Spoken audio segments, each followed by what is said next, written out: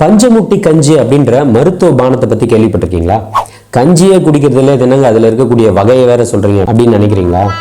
மிக மிக முக்கியமான ஒரு மருத்துவ பானம். நாம் மறந்த முக்கியமான மருந்துகள்ல இந்த கஞ்சி ரக மருந்துகளும் முக்கியமானது. அதுல இந்த பஞ்சமுட்டி கஞ்சி பத்தி கண்டிப்பா நீங்க தெரிஞ்சுக்கணும். அதனுடைய மருத்துவ பலன் என்ன, அது எப்படி தயாரிக்கிறது, யார் யாருக்கெல்லாம் உதவும் அப்படின்றத தெரிஞ்சுக்க இந்த வீடியோவை தவறாம ஸ்கிப் பண்ணாம ஃபுல்லா பாருங்க. நான் உங்கள் மருத்துவர் வி விக்ரம்குமார். பஞ்சமுட்டி கஞ்சி தென் தமிழகத்திலையும் இலங்கை பகுதியிலையும் மிகப்பெரிய அளவில் புழக்கத்தில் இருந்த ஒரு மருத்துவ பானம். ஆனால் சமீபமாக அது சுத்தமாக நம்ம தவற விட்டுட்டோம். உடல் மெலிந்தவர்களுக்கும் நோயுற்று மெலிந்தவர்களுக்கும் மிக முக்கியமான பானம் இந்த பஞ்சமுட்டி கஞ்சி.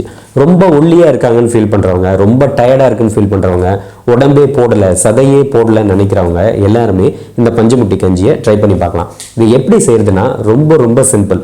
உளுந்து, துவரம்பருப்பு, சிறுபயிறு அல்லது தட்டைப்பயிறு, கொண்டைக்கடலை, பச்சரிசி இது எல்லாத்தையும் வகைக்கு 10 கிராம் எடுத்துட்டு ஒரு மண்பானையில் 1 லிட்டர் தண்ணி எடுத்துட்டு நான் சொன்ன பொருள் எல்லாம் ஒரு சின்ன முடிச்சு மாதிரி துணியில் முடிச்சு கட்டி அந்த பானைக்குள்ளே நம்ம அதை வச்சுட்டு மெல்லிய தீயில, சிறு தீயில அல்லது சிம்ல வச்சு எரிக்கணும். அந்த 1 லிட்டர் தண்ணி 250 ml வத்தின பிறகு அந்த முடிச்சை எடுத்துட்டு அந்த தெளிந்திருக்கக்கூடிய நீர், அது உள்ள அந்த பருப்பினுடைய பயிரினுடைய சாரங்கள்லாம் உள்ள இறங்கி அந்த கஞ்சியில் நமக்கு கிடைச்சிருக்கும். அந்த தண்ணியில் அந்த தண்ணி தான் பஞ்சமுட்டி கஞ்சி. நல்லா சூடாகவும் ரொம்ப சுவையாகவும் இருக்கும். உங்களுக்கு இன்னும் கூடுதலாக சுவை தேவைப்படுது அப்படின்னா நீங்கள் பனங்கற்கண்டு சேர்த்துக்கலாம். மேலே மிளகுத்தூள் தூவி சாப்பிட்டீங்க அப்படின்னா அப்படி ஒரு சுவையாக இருக்கும். சுவை மட்டும் இல்லாமல் மருத்துவ குணங்களை அள்ளி கொடுக்கக்கூடிய மருத்துவ கஞ்சி இந்த பஞ்சமுட்டி கஞ்சி. இதனுடைய மருத்துவ குணத்துக்கு காரணம் என்னன்னு பார்த்தீங்கன்னா, இதில் சேர்ந்திருக்கக்கூடிய 5 பொருளுமே, பஞ்சமுட்டி கஞ்சின்ற பேர் வந்ததற்கான காரணமே பஞ்ச அப்படின்னா 5ன்னு அர்த்தம். கஞ்சி வகையை சார்ந்த மருந்துனால பஞ்சமுட்டி கஞ்சி. இது ஒரு முடிச்சு ரக கஞ்சி. நிறைய கஞ்சி வகைகள் இருக்கு நம்ம கிட்ட, எக்கச்சக்கமான கஞ்சி ரகங்கள் இருக்கு. அதை பத்தி தனி வீடியோவோ பேசுவோம். இது ஒரு முடிச்சு ரக கஞ்சி அப்படின்னு சொல்லலாம். இதில் இருக்கக்கூடிய மருத்துவ பயன் எதனால வருதுன்னா, அதில் சேர்ந்து இருக்கக்கூடிய 5 பொருட்களுமே புரோட்டீன் ரிச், புரதம் ரிச்னு சொல்லலாம். அதில் பயிர் வகைகளும் சரி, பருப்பு வகைகளும் சரி, நமக்கு புரதங்களை கொடுக்கக்கூடிய மிக முக்கியமான ஒரு ஆயுதம்.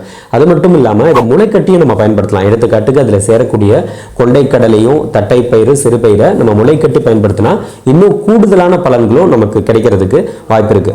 குழந்தைகளுக்கும் முதியவர்களுக்கும் கட்டாயமாக நம்ம கொடுக்க வேண்டிய மருந்து இது.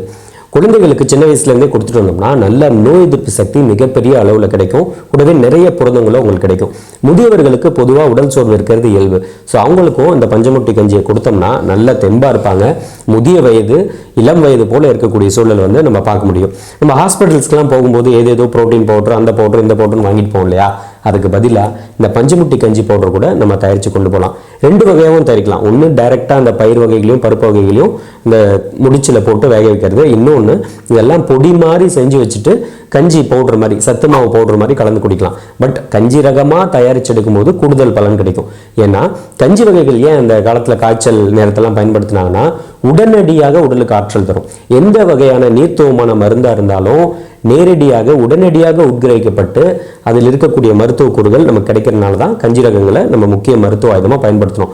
ஆனால் சமீபமாக கஞ்சி அப்படின்னாவே அது காய்ச்சல் நேரத்தில் மட்டும் பயன்படுத்தக்கூடிய மருந்து, அதெல்லாம் மீறி அது புழக்கத்திலே இல்லை. கஞ்சியே நம்ம மறந்துட்டோம். ஸோ மீண்டும் நம்மக்கிட்ட இந்த மாதிரி இருக்கக்கூடிய எக்கச்சக்கமான கஞ்சி ரகங்களை கண்டிப்பாக பயன்படுத்தணும். அதில் மறக்காமல் ஒவ்வொரு வீட்லேயும் மாதம் ஒரு முறையாவது நாம் பயன்படுத்த வேண்டிய கஞ்சி ரகம் என்னன்னா இந்த பஞ்சமுட்டி கஞ்சி தான்.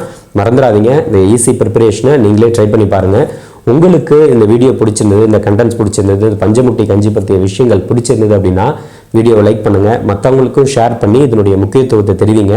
மறக்காமல் நீங்கள் இந்த பெனிஃபிட்ஸை அனுபவிச்சுட்டு உங்களுக்கு அதனால் பலன் கிடைச்சதுன்னா கமெண்ட்ஸில் மறக்காமல் சொல்லுங்கள். இது வரைக்கும் இந்த வீடியோவை பொறுமையாக பார்த்தவங்க அனைவருக்கும் நன்றி.